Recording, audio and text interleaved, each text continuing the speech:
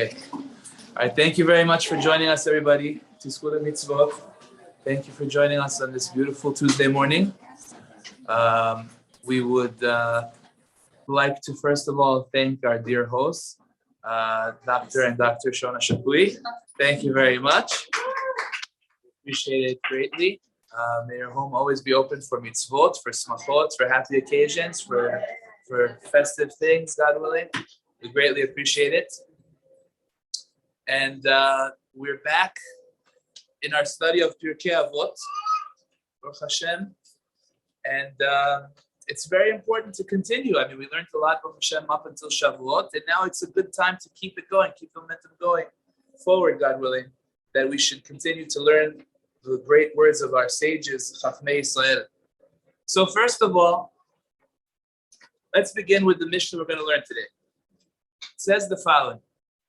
Yehoshua ben Perachia v'nitai ha'arbeli kiblu mehem.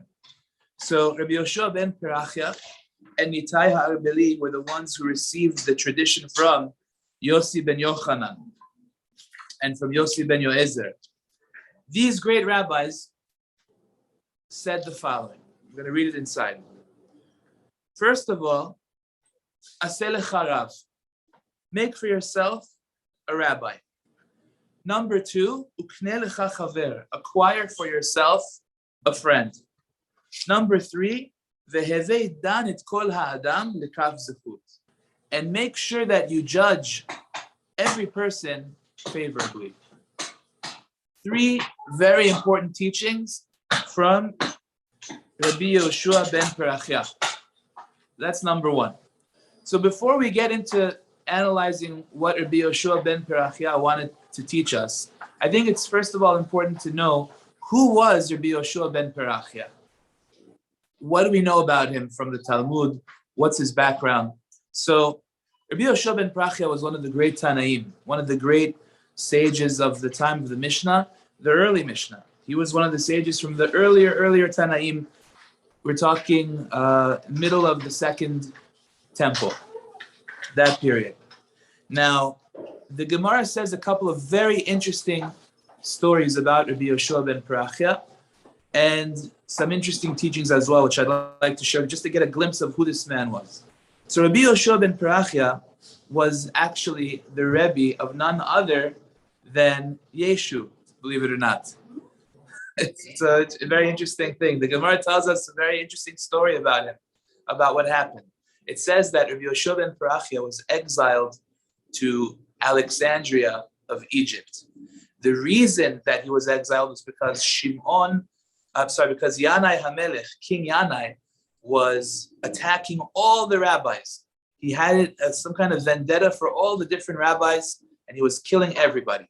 There was one man named Shimon ben Shetach that was spared. He was a great chacham, but he was the brother-in-law of Yanai HaMelech, so he was spared. He was a student of Rabbi Yehoshua ben Perachia. Rabbi Yehoshua ben Perachia took his students, because their lives were at stake, they took themselves and moved to Egypt, to Alexandria. Shimon ben Shetach, who had immunity, because he was the brother-in-law of the king, at some point told Rabbi Yehoshua ben Perachia that he can come back to Israel now, because they're not trying to kill them anymore. And when that happened, he got up, and he and his students started to travel back to Israel. On the way, they stopped at a hotel. Like, here's the very interesting story, the way that our Gemara tells over what happened with Yeshu. Very interesting to note what took place over here. So it says that they were in this hostel, in this hotel, that these people were taking care of them as they were traveling back to Israel. And they saw that this is Rabbi Yehoshua ben Perachia, who was actually the Nasi. He was the head of the Sanhedrin. He was the leader of Am Yisrael at the time. And they gave him this incredible welcome. They made a huge feast for him, and they really did above and beyond. And Rabbi Yehoshua ben Perachia at that point started to praise the head of the household that was hosting them, and also his wife, because they worked very hard to prepare this incredible feast for them. So at this point, it says that this Yeshu made a comment He said, Rabbi, but her eyes are so narrow, like that. Very interesting. So he thought that Rabbi Yoshua ben Parachia, when he was praising the lady of the household, and he was praising her beauty, to which he responded, but Rabbi, her eyes are so, it's not this, it's not, it's not what we're looking for, basically. So Rabbi Yoshua ben Parachia said, you think that that's what I was referring to, and you're gazing at married women? He said that's what you're doing. He brought 4 shofarot, and they blew the shofarot, and they excommunicated him on the spot. Now, in order to undo that, you need to come and ask for forgiveness again and again, and that's what happened. He came to ask for forgiveness one time, and Rabbi Yoshua ben Parachia said no. He came again, and he said no. He came again a third time, and he said no. Now, sadly, the Gemara tells us that a person always has to be what's called smol docha, which means the left pushes away, the yamin mekarevet, but the right brings close at the same time. You can't just say no, no, no. The 4th time, so this time, Rabbi Yoshua ben Parachia had in mind to accept him, to accept his teshuvah, and what happened was he came to him while he was in the middle of reciting the Shema, and because he was like, I guess he motioned to him like something, maybe some kind of hand motion, and he took that to mean that I'm rejecting you again. And at that point, he went and it says in the Gemara, he started to worship idols. Very crazy thing. And that's when it started to go downhill from there. Very interesting way that the Gemara tells over the story. But you see from here, the Gemara says he didn't mean to do that actually. He didn't mean to reject him another time. He knew that that was not the right thing to do. But at the same time, that's what ended up happening. And this is how the whole thing started. Very interesting, the way the Gemara tells over that story. Rabbi Yoshua ben Parachia also says something very interesting about himself. He says originally, before he became the Nasi, the head of the Jewish people, he says, I would have never wanted this position. Never. He said, if you were to take me, Batchila kol mi shaya omer li aleh li gdula, go and become the head of the Nasi, become the Nasi of the Jewish people, become the leader of Klal Yisrael. Hayiti kofato benichol ifnei ari. I would take that guy, I would tie him up, and I would put him in front of a lion to get eaten. I don't want this. I don't want this position. Rabbi Yoshua ben Parachia would say. But now, la'achar she'aliti, once I became the Nasi, v'na'aseti Nasi, kol ha'omer li lered mimena, whoever tells me to leave the position, he says, I take hot water, boiling hot water, and pour it on his head and kill him. In other words, originally I didn't want it, but now that I have it, I can never leave it. It's a very interesting thing. And he says it's a very, very interesting point. The same was true of Shaul, the king. Shaul was the first king of Klal Yisrael. It says that when Shmuel wanted to announce that he was the king, Shaul was hiding. He was hiding in different boxes. It says Nechbail HaKelim. He was hiding. He didn't want to be known. He didn't want to be proclaimed the king. But once he became proclaimed the king, and then Shmuel wanted to dethrone him and say that now David is going to be the king, Shaul ran after David and tried killing him for a very long time. So what do you mean? But a minute ago you didn't want to be the king. So now you got what you wanted? No, now I'm already the king. It's very hard for me to part with it. Anyway, so these are very important teachings of Rabbi Yoshua ben Parachia. You see there's a concept that when a person reaches a point of leadership, it can really have a powerful effect on him. So now we know a little bit about the person that is saying these words. But the Chachamim felt that this is still a very important teaching, important enough for us to have it as a part of Pirkei Avot, and therefore we're learning it. So look at what he has to say. First thing that he tells us is, Aseh lecha rav. Make for yourself a rav, a rabbi. Okay. A very small sentence, but yet very profound, extremely important. It's very important to understand the significance of every person having a rabbi. I'll start with it like this. Many, many times, a person thinks that by doing their own research, by learning something, by looking things up, more commonly today, Googling something, right? You think that if you Google something, then that's it. I have my answer. I found whatever I was looking for. I have my solution. I'm good. And even if you did look up something, and even if you did understand it correctly, many times that's not necessarily what is supposed to be done. There are different factors that we didn't take into account. There are different customs that you might not be aware of. And therefore, the ability to ask somebody that is aware of all these different things is very, very powerful. It's like, for example, somebody has a doctor, and you know that for a certain illness, this medication is good, very good. But to have a personal doctor who knows the situation of this patient, knows that this patient has this problem and that problem and all these other issues to worry about, so that means that the medication that normally would work isn't really that good for him, right? You have to have the full picture.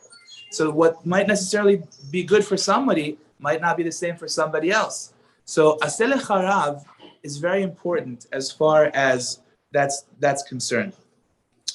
First of all, the Mefarshim say over here, you'll never get it as clear as when you learn it from somebody else. You could learn it, study it, but when a rabbi teaches it to you, that halakha all of a sudden becomes much clearer. You understand different aspects of it. You understand different concepts that you didn't understand before. So it's very beneficial not just to read from the book itself, but to study it with a rabbi that will teach it to you. That's number one. Number two, many times people misunderstand what's being said again and again and again. I'll give you an example. It happened to me. Somebody called me not too long ago. He says his wife is pregnant, very good, and he learned that it says in the books that a woman who's pregnant is mesuleket damim. Mesuleket damim means that her blood is removed from her, because a woman who's pregnant, Baruch Hashem, usually doesn't bleed. Now he understood. Why is he calling me? Because his wife, although she's pregnant, she just had some kind of experience of bleeding. It happens sometimes. Maybe she's missing some hormones. Who knows what the situation may be? Okay. So he said, but that means that she's not like a full, right? She's not a full nida. She's mesuleket damim, right? She's not someone who bleeds, so therefore she's not a nida. I said to him, you misunderstood the whole thing. That mesuleket damim rule is talking about having to project the dates in the future, that being that she's already been pregnant for 3 months, you don't have to worry about this date on the calendar next month. But right now, she's a full-fledged nida. Can't be with her. And it's a whole thing. Now, this guy, again, he's reading the words. He understands the literal meaning of the words, but he doesn't get the concept because it's just from his looking at the book. He's missing a lot more information. Understand? So, sometimes they say a little bit of knowledge sometimes could be dangerous. But it's important to be aware of that. My wife told me when we first got married, I used to be like that very much. So I open up the book, do my research. Here, that's the answer. Boom, finished. She told me you have to have a rabbi. You have to have a Rabbi. I had plenty of Rabbi, but I always felt confident enough. Look, I have my books, I have my answer. They're finished. But no, you have to have your Rabbi. And it was very good advice. Because many, many times, even if you understand something correctly, but that might not be the minhag. That might not be what we do. It could be that for centuries, even though it says that in the book and you understood what it says, but that's just not what we do. For many, many generations, it hasn't been like that. So the only way that you're going to know that is if you have a Rebbe that teaches it to you, explains it to you, and guides you like that. I'll give you an example. So when we first got married, so my father-in-law, may live and be well, he makes havdalah every Motzei Shabbat on arak. Every month. Usually, it says you're supposed to have wine. Now, it says if you don't have wine, you can go ahead and you can do havdalah on Chamar Medina, which means some kind of alcoholic beverage that is used in that country. It could be beer, it could be scotch, it could be fine. Okay, fine. But I'm looking at his shot glass, and it's like this big. It's not 3 ounces. It says in halakha it's supposed to be revi'it. So for the first few months that we were married, whenever we'd go there for Shabbat, I was literally saying to myself, this is not the halakha, and I'm not fulfilling the mitzvah of havdalah. It needs to be 3 ounces. It's a small shot glass. I'm not doing the mitzvah. And I was very nervous. At a certain point, I kind of decided to show everyone who's boss. I said, you know what? I think I'm going to say havdalah from now. If that's okay, I'm doing it. Now, they were like, Okay, you want to say Havdalah? Fine. They were very nice about it. But, that's what I did. Fine. At a certain point, I was in Kollel in Brooklyn at the time, and I was discussing this with my Rosh Kollel. And I told him, I go to my father-in-law's home, and I don't let them say Havdalah anymore. I do it myself. He says, why? I said, because they're using a small glass. It says in Halakha has to be 3 ounces. They're using a small glass. So they're not doing the mitzvah. I mean, I feel bad to tell them for years they're not doing the mitzvah, but I gotta do it right. He says, where's he from? My father-in-law is born on the border of Romania and Hungary. So he said, I told him he's from Romania, Hungary, that area. He says, you better go there this Shabbat, and you better ask him for mechila. I said, what's the problem? He says, don't you understand? There's one opinion, the opinion of the Taz. The Taz holds that for any liquid that's a chashuv, a special drink like scotch, or any of these things, how do you drink these things? You never take a big cup of scotch, you have a shot. He says, so for these things, you don't need 3 ounces.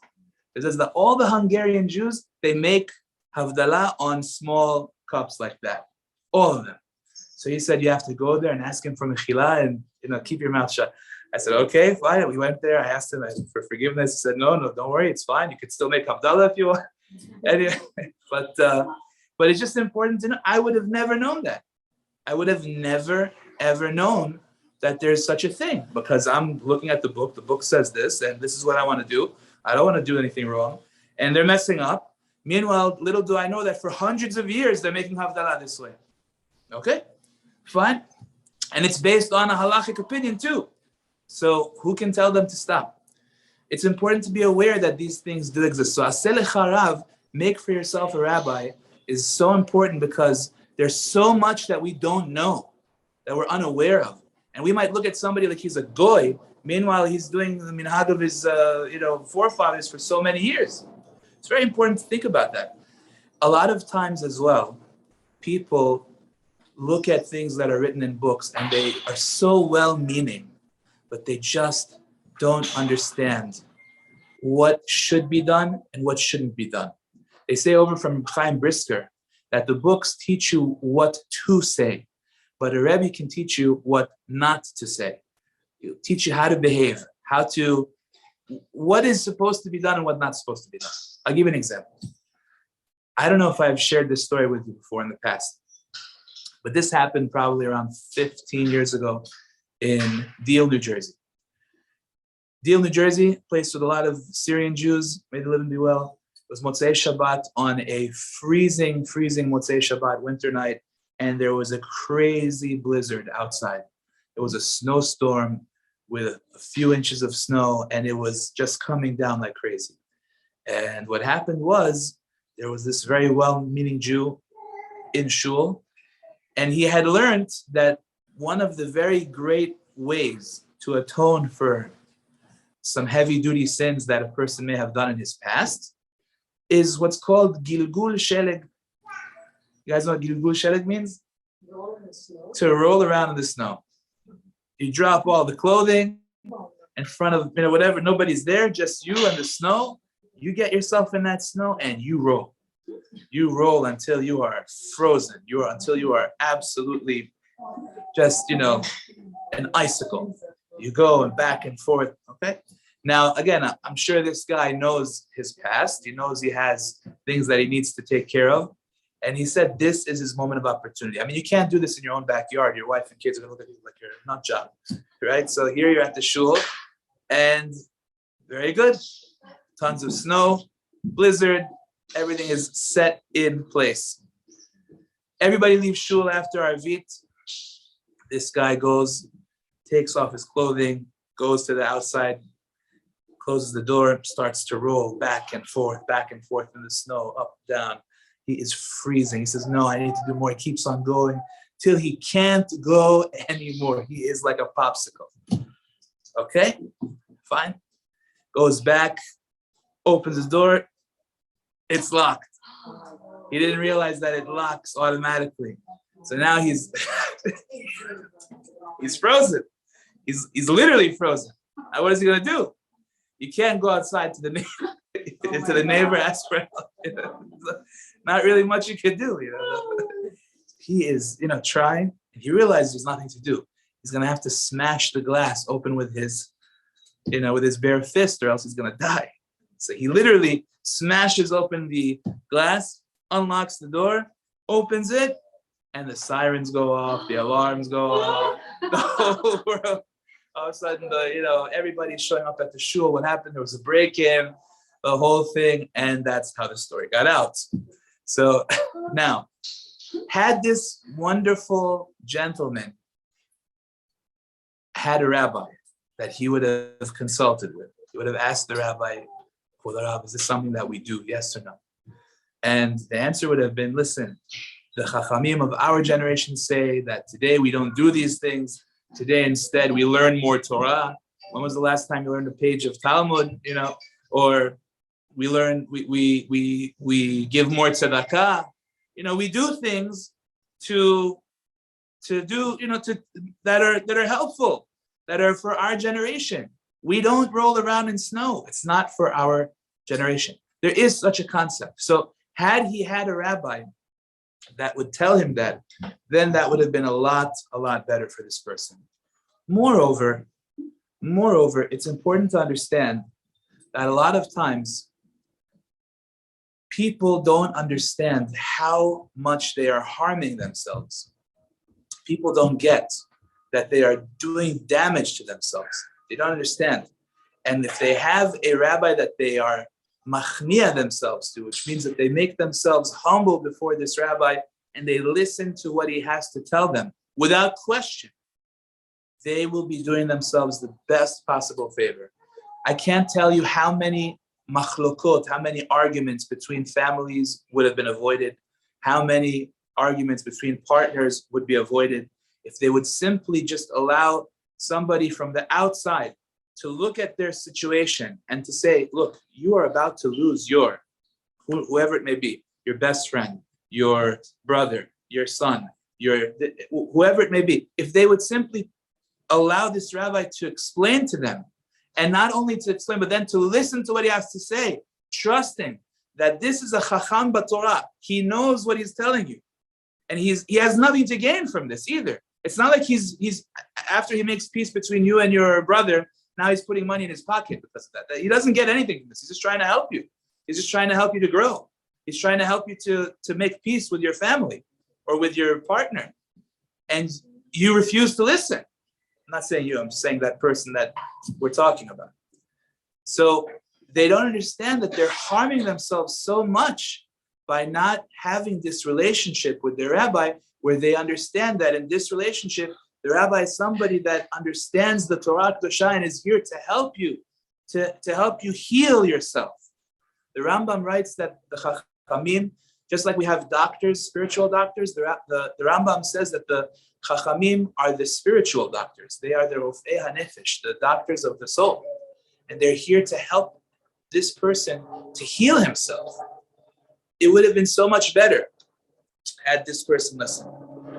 Another point that I want to share about this is that you should know, never, ever, ever will you lose by listening to what we call Da'at Torah. Da'at Torah means following the advice of the sages, meaning of the rabbis of our generation. You'll never lose. And I'll share with you some personal stories about it. About myself, first of all. When we were, welcome, please have a seat. So when we were living in Brooklyn at the time, so the idea of moving to Great Neck, to this community, came up, and I wasn't sure what to do. And I liked where I was, and I liked learning in Kollel. It was very good. And I discussed the idea with my Rabbi, Rabbi Belsky, and he told me without a shadow of a doubt, I have to move to Great Neck. Because of him, I'm here. I wouldn't have done it if I didn't have the Da'at Torah of one of the Gdolei Poskim, of Belsky Alav Shalom, telling me to do it. And I had no doubts. I have here an Adam Gadol, I have here a man that knows the whole Shas and Poskim literally by heart, telling me to do it. When you hear that, you see that the Torah outlook of it is the following. This rabbi, who is an Adam Gadol B'Torah, that I'm looking at right now, this individual, he knows the Torah, he knows the Shas, he knows the Poskim. What that means is that he has studied so much Torah that the Torah is now inside of his body. He is a vessel. He's a container of the Torah. When I ask him a question, I'm not asking him the question. I'm asking Hashem inside of him, the Torah Kedosha that's inside of him that he has acquired. He has worked so hard to make a part of his very being. I'm asking the Torah question. And when he answers me, it's not him, it's the Torah that's inside of him that's answering me. It's a very powerful moment, actually. So I had no question. I'm being told by an Adam Gadol, my Rabbi, that I should move to Great Neck. That's it, we're moving. Finished, that's the end of the story. We're here. I had a very similar situation a few years back where there was a particular job opportunity for myself that I needed. It wasn't something that was, that was insignificant. It was significant and it was good for me. And I, again, consulted with the Gedolei Torah and I got a resounding no. I was told under no circumstances, stay away from it. And it was hard. It was hard to say no because I actually, at the moment, I could have used that. It was helpful to me. And I said, okay. The answer is no. The answer is no. Do I have any idea why the answer is no? I understood what they were saying, but do I have any idea, well, how else am I going to take care of what I need to take care of? No idea. But I know one thing. You never lose when you listen to Chachmei Torah, ever. You never lose. The Chachamim that I'm talking about, a real Chacham.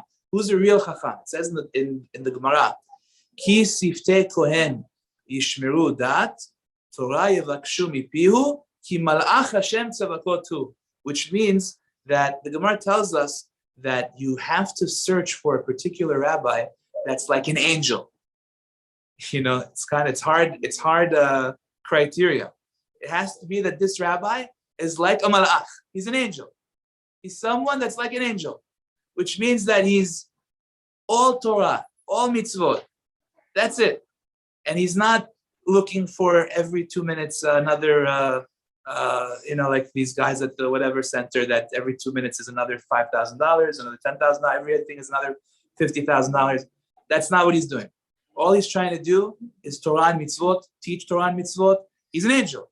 That is the rabbi that you need. That's called the Chacham that guides you in these areas. So I said to myself, okay, I have this issue. I have this question. I'm being told no. The answer is no. I don't know what else is going to happen. It's not my responsibility.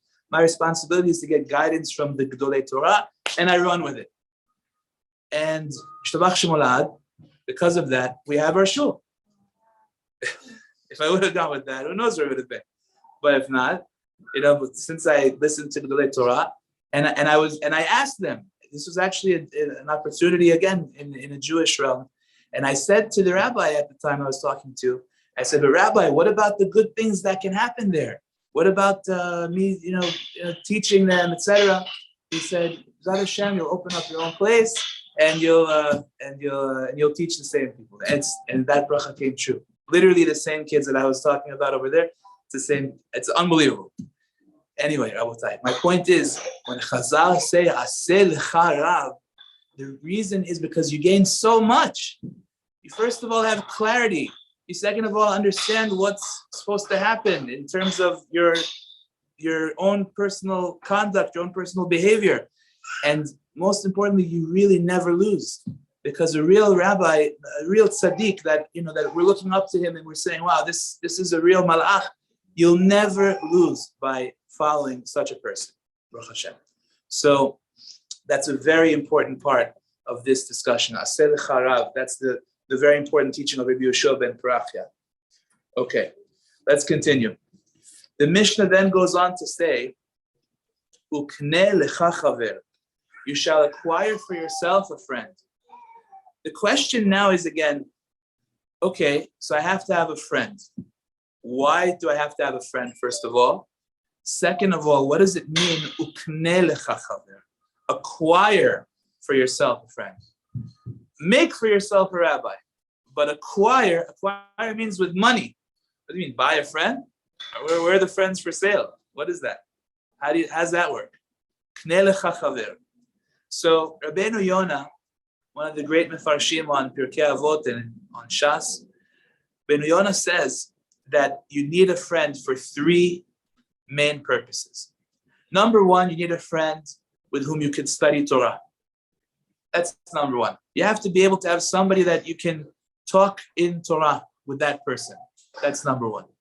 Number two, you need a friend for constructive criticism. A true friend is somebody who doesn't always say, yeah. He lets you know sometimes, or she lets you know that, this, you could have done that differently. Again, nicely, and not always criticizing, but is there to help you, means well for you, means to do good for you in terms of your conduct, your behavior. A true friend is somebody who will let you know, you could have done that a little bit better. That could have been something that was done differently. You didn't need to say that. You didn't need to make that comment. That's a real friend. And number three, you also need a friend for advice. You need a friend for support. You need a friend for help. And you need a confidant. You need somebody that you can confide things in. You can tell them things, tell them secrets, and you can get their support, their moral support. You need to have that. That's what Rabbeinu Yonah says. You need to have a friend for those three very important reasons. To be able to learn with them, number one, to be able to give them constructive criticism and they give you constructive criticism, and that you need to have them for support, for help, for advice, and you can tell them things and trust them that they're not going to go and spread your secrets. It says in Chazal, Da'aga belev ish yashchena. If you have worries in your heart, you have to squash them, crush them. The Gemara says, how do you crush your worries? What are you supposed to do? Says the Gemara, Al tikri yashchena ela yesichena, which means you should talk it over with someone. You speak it over with someone, that's going to be very helpful to you, because that person will listen and give you an unbiased, honest opinion about your situation and what you're going through. They'll be able to help you, to guide you in the right direction. That's a very positive thing. Now, one very important note about this. Number one, never do this with your own children. Okay? I say it because I've seen it. Do not share your personal worries, frustrations, especially if it has to do with your husband, with your kids. The only reason I'm mentioning it is because I've seen it. And it's not good. It's not productive. Furthermore, even when it comes to your parents, if it has to do with your relationship with your husband, that's not a place for the parents to get involved. It's somebody else. It could be a rabbi, it could be a counselor, it could be a friend, but parents, the problem is like this. Parents and children, they hear your complaint, they hear what you have to say, and then you, Baruch Hashem, made up with your husband already a day later, but it's still with the kids. It's still in their head. They don't know that they still think of him as a bad guy. And they still think that he's like this, he's like that. It's not a place now the parents get defensive and they start to say, oh, he's like this, he's like that. I can't tell you how many times in-laws getting involved in a couple's relationship can cause a split. Very, very sad. It's important to be aware of these things. So again, da'aga belev ish yashchena. How do you crush the da'agot? Speak it over with somebody. Talk it over with somebody, an unbiased, impartial person who's a friend that you can trust, that he's not gonna or she's not gonna, divulge your secrets to somebody else. It's very important. You have to have that friend. Very important to have a very good friend. It's an extremely important thing. Also, it's somebody that is together with you, that wants good for you. It's a mutual thing. It has to be mutual. It has to be that you want good for her and she wants good for you. If it's only in one direction, it's not good. Now, it's important to be aware that the Mishnah says, you have to acquire for yourself a friend. What does it mean acquire? Acquire means with money. You buy things, you acquire things by paying for it. So to this, the Mefarshim say that yes, it's true. sometimes in order to befriend somebody, you have to be willing to spend a little. You have to be willing to invite them over, to have a barbecue with them on Sunday, to go with them somewhere. You have to be willing to open up, your pocket a little bit and spend on them and show them that they mean something to you. Show them that they're worth your money. It means something. When I see that you're willing to spend money on me, that makes me want to spend money on you. It goes both ways. It's you have to show a little bit that you intend to go all the way for your friend, even if it means your money. And that's going to help you have true friendship. Again, I'm not telling you to spend every last penny in your account on them, but you show that even when it comes to monetarily, it means something.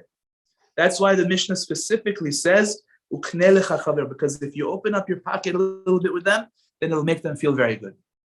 Very good. It'll make them feel loved and respected. Yeah. These three characteristics for the friend should be all in one person, or all in one person. What if you cannot be different? Like one person may not be into learning, but would be good advisor, good friend. That's. I'm not saying that you should ditch them, but what are we talking about over here? One person with all three. Sometimes you need somebody that's going to give you a little constructive criticism. You could have done it a little bit better. You could have done it a little bit differently. And you don't always need a pat on the back. Sometimes you need someone to wake you up, say, hey, what are you doing? You have this, you have that. Let's go. Step up. It's not easy to find a true friend. Yeah. And to be willing to accept it also. You understand? Sometimes people, unfortunately, are not well. They're not healthy. So they have things to say to you that are not relevant. They're not, they say things that are incorrect and they're not. That's a different story. Talking about somebody that is a regular, solid person that can look at you and be your friend and be honest, be loyal to you. At the same time, also give it to you when you mess up. It's important to know. Sometimes people mess up. None of us are infallible. Yeah. Better with somebody else.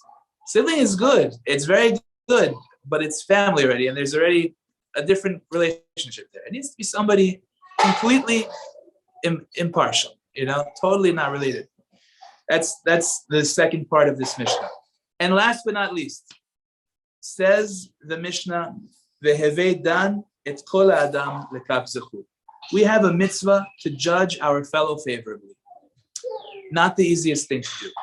But the Mishnah over here is teaching us that you have an obligation to view every Jew favorably. It says in the Torah, B'tzedek tishpot amitecha. You shall judge your fellow favorably. View him positively. That means that if there's a way of looking at this situation which looks very bad in a positive light, you are commanded based on the Torah to view it in a positive light, to judge him favorably. Now, why is it so important to do so? Because when you judge that guy favorably, then Hashem judges you favorably. It's always measure for measure. If you decide to look at this person in a favorable light and say, you know what, even though this guy did this and did that, there must be some kind of good reason for it. There must be some kind of good explanation for it. And you judge him favorably, and you're not angry at the guy, and you say, okay, we let it slide. We have we try and figure out a way to look at this person in a positive light. And Hashem says, even though you messed up and you did things wrong, I'll look at you in a positive light. I'll view you in a positive light because of the fact that you did that for others. Extremely important. I want to share with you a story that's brought down in the Gemara in Masechet Shabbat, Daf Kuf Chaf Zayin.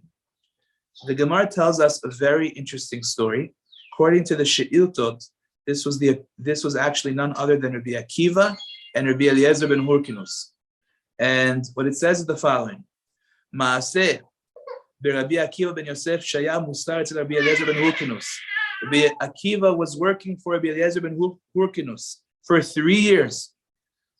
And at the end of 3 years, he comes to him, and it was Erev Yom Kippur, and he tells him, Ten li schari. Okay, I've been here for 3 years. Give me my money. Pay me.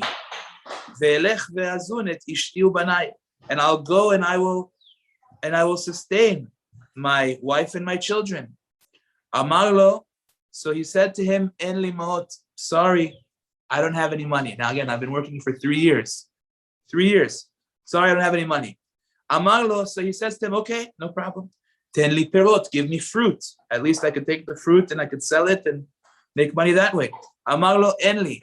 Sorry, I don't have any fruit. Now, mind you, Rabbi Eliezer ben Hurkinus was one of the wealthiest men of the time. It says that his maaser, his 10%, was 10,000 cows. That's how they had cows back then. So that was his 10%. Talking about a very wealthy man. And meanwhile, he goes, sorry, I don't have money. I don't have any fruit. And I've been working, Rabbi Akiva is working for him for 3 years. He says, okay. He says, ten li karka, give me land. At least I'll have real estate. You have properties, you have assets. He says, enli, I don't have. And meanwhile, Rabbi Akiva knows he's got so much land. He says, ten li be'ema, give me animals. Enli, I don't have. He has so much. He says, ten li karim uksatot, give me pillows, give me blankets. He says to him, enli, I don't have. So he literally is leaving after 3 years with nothing. He picked up his stuff, and he went down in the dumps to his home. Can you imagine coming home after 3 years, you're working, and you have nothing for your family? After the festival, after Sukkot, Natal bala bayit scharo be'ado. So Rabbi Eliezer came with all of his money, ve'imo, and together with him, masli shlosha chamurim. And he had 3 huge donkeys full of echad shel ma'achal ve'echad shel mishteh, one full of food, one full of drinks, and one of all kinds of delicacies. Echad shel minei begadim ve'alach lebeito. And he went to his home.